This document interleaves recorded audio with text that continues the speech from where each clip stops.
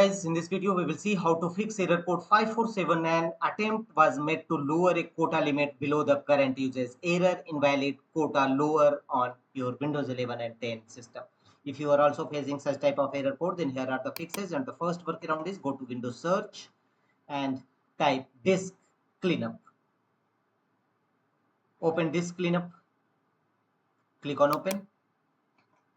And here select the drive you want to clean up, basically C drive where your program files exist. Click on OK. A new cleanup window will open.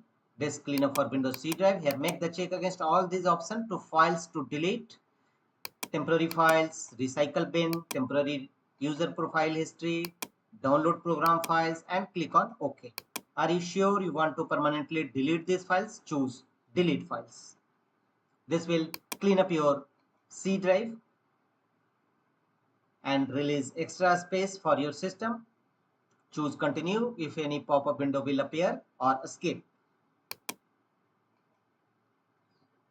After that, check whether your system error code resolved or not. If not, go to the next fixes.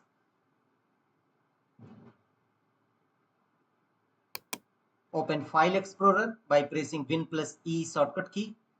For this PC, open this PC. Right click on your driver having issues and choose Properties. Here from the top menu bar, go to QUOTA option and here click on Show QUOTA Setting. On the next page, you will see this quota are disabled. Click on quota entries. And here in this page, you can see your status. Quota status is OK. Right click on it and choose properties and make sure that do not limit disk usage option is enabled.